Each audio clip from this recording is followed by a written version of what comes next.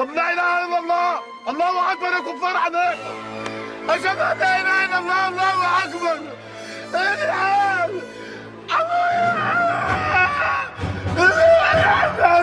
صادروا ممتلكاته وعماره وسيفه وبيعوه مع العبيد. عبيد ايه يا عمتي؟ انا اوعى ده انا بلب ايه؟ انا من مصر ومن الدنيا يا عم الحاج. يعني السيده زينب ولا انا؟ كفار على نفسكم يابا. انا من السيده زينب يعني انا حبيبه. لا اله الا الله، لا اله الا الله، محمد رسول الله. صهن ايها العبد. يا عم صهيني ايه؟ والمصحف الشريف يخش غزالكم وهو بتاعكم ده. إذا أنت من أتباع الدين الجديد الذي لا هو بالشعر ولا بالسحر ولكنه كلام جميل.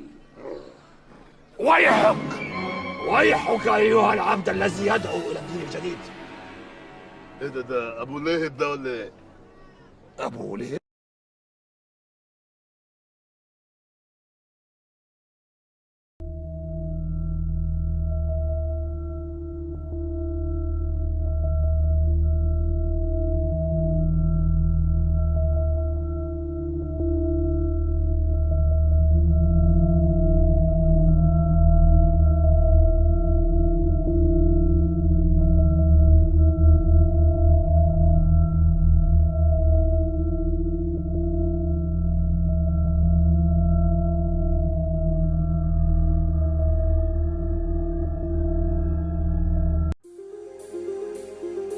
عبد الله محمد بن إبراهيم بن حبيب الفزاري عالم فلكي ورياضي، توفي حوالي 796 ميلادياً.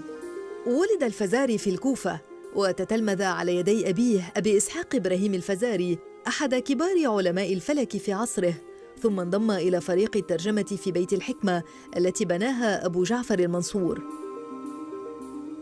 وفي عام 771 ميلادياً جاءت بعثة من الهند ومعها كتاب برماسبوتاس سيدهانتا الذي يحتوي على معلومات قيمة في علم الفلك، فقام الفزاري بترجمته وتحديثه وأسماه كتاب السندهند الكبير.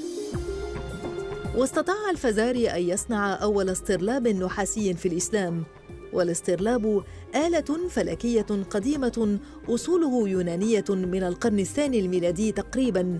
أما العرب ومنهم الفزاري فقد طوروا الاسطرلاب إلى آلة رصد وقياس دقيقة. ويتكون الاسطرلاب من 3 أجزاء رئيسة، قاعدته صحن مدرج وفيه قرص لحساب الطول وقرص أصغر يبين مدار الشمس ومواقع نجوم معروفة. وبوساطة منظار مركب على الوجه الخلفي يستطيع الملاح تعيين زوايا ارتفاع النجم أو الشمس لتحديد موقعه في عرض البحر ولحساب الوقت والبعد عن خط الاستواء ولتحديد اتجاه القبلة وأوقات الصلاة. وكان الفزاري من المفتونين بعلم الأرصاد لدرجة كبيرة، حتى أنه نظم قصيدة في النجوم توحي بحبه الشديد لهذا العلم، وصارت قصيدته يضرب بها المثل بين علماء العرب والمسلمين في مجال علم الفلك. ترك الفزاري مؤلفات هامة في مجال علم الفلك، منها كتاب مقياس الزوال، كتاب السندهند الكبير، كتاب العمل بالاسطرلاب ذات الحلق، كتاب العمل بالاسطرلاب.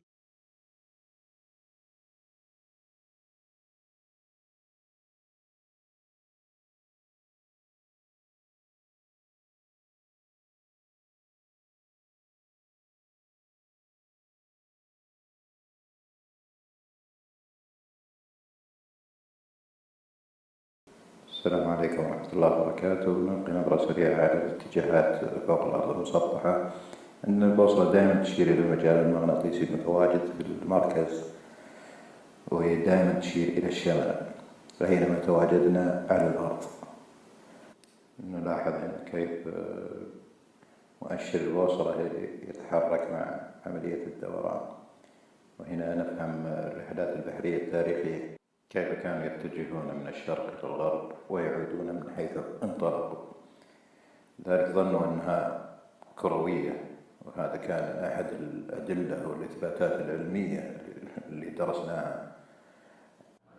وكانت تقول وتدعي أن الأرض كروية مثل رحلة كريستوفر كولومبوس وغير كثير من البحار.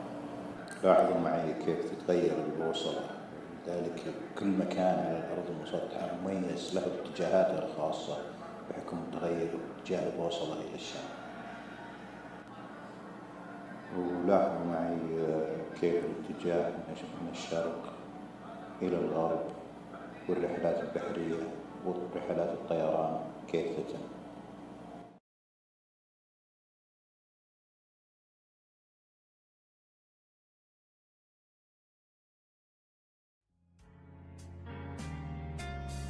These pointers can be turned like the hands of a clock, and the user measures the angle of the stars and planets in relation to the horizon to calculate his location.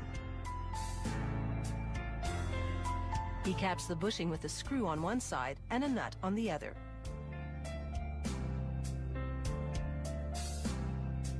He secures the assembly with a specific amount of torque to allow the dial and pointers to move freely. He then slips a metal ring through the top hole of the astrolabe so this instrument can be linked to a chain if the owner wishes. He spins the dial and pointers to confirm that they don't snag on the outer lip of the instrument.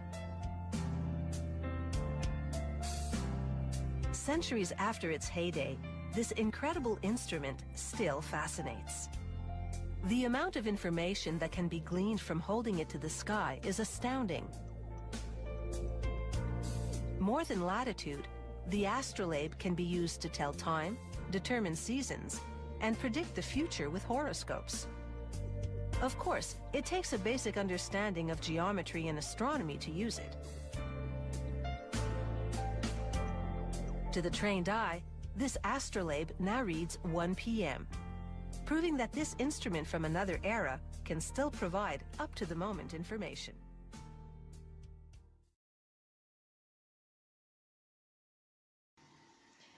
So why don't we learn today how to use the astrolabe? If we had to evacuate from a current location where each and every one of us lives, then where would we go? Do we even know that? If suddenly there was no communication system, no internet, no phones, then what? What would we do? We would be probably completely lost like Tom Hanks in that movie Castaway. We rely on GPS, on internet, smartphones and tablets, and we have no idea how to find ourselves in a given location just by looking at the stars. And we easily could, as we were able to see that just a second ago. But whoever is in control of our education system doesn't want us to know. So let me remind you what the astrolabe can do, since it has to do with our flat Earth situation and my explanation of the southern stars and the Milky Way. And please pay attention to what exactly is in the center of the astrolabe. On a scientific instrument called the astrolabe. Using this instrument, they could measure the angular distances between celestial objects to calculate latitude. It was the medieval equivalent of the GPS.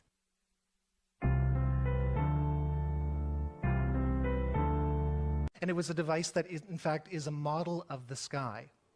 So the different parts of the astrolabe in this particular type, the rete corresponds to the position of the stars, the plate corresponds to a coordinate system, and the mater has some scales and puts it all together.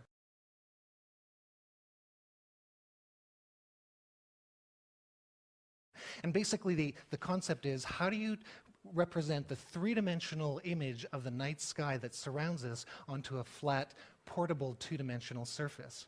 The idea is actually relatively simple. Imagine that the Earth is at the center of the universe, and surrounding it is the sky projected onto a sphere. Each point on the surface of the sphere is mapped through the bottom pole onto a flat surface where it's then recorded. So the North Star corresponds to the center of the device. The ecliptic, which is the path of the sun, moon, and planets, correspond to an offset circle. The bright stars correspond to little daggers on the rete and the altitude corresponds to the plate system. Now, the real genius of the astrolabe is not just the projection. The real genius is that it brings together two coordinate systems so they fit perfectly. There's the position of the sun, moon, and planets on the movable rete, and then there's their location on the sky as seen from a certain latitude on the back plate. Is by a picture of the sky. He would know where things would fit in the sky. He would not only know what time it was, he would also know where the sun would rise and how it would move across the sky. He would know what time the sun would rise and what time it would set, and he would know that for essentially every celestial object in the heavens. In fact, there's a text that has over 1,000 uses of this first computer. On the back, there's scales and measurements for terrestrial navigation. You can survey with it. The city of Baghdad was surveyed with it. It could be used for calculating mathematical equations of all different types, and it would take a full university course to illustrate it. This is very interesting that the astrolabe resembles flat Earth model. Everything is in the right place. The North Pole is in the center. The Sun moves between Tropic of Cancer, Equator, and the Tropic of Capricorn. Even the time is correct how we calculate it on the flat Earth map. So 2,000 years ago, people were looking at the stars and they knew precisely where everything was. And we look today, and most of us don't know anything, nothing. This is the reality of the 21st century, where most people know only whatever they've seen on TV. But 500 years ago, people not only knew the Earth was flat, but were able to build instruments such as astrolabe, made out of brass or other similar material like that. No fancy electronic gadgets, no wires, no electricity, no batteries needed, only common sense, some mathematics, and basic flat Earth knowledge in order to tell and predict time, date, location, phases of the moon, lunar and solar eclipses, and so on. 500 years ago, the astronomical clock such as the one in Prague that was built in 1410 were nothing unusual. All major cities had them, and they all looked very similar, with the circle of zodiac signs rotating around central point, the North Pole, or the Polaris star. And of course they had the sun and the moon rotating around it.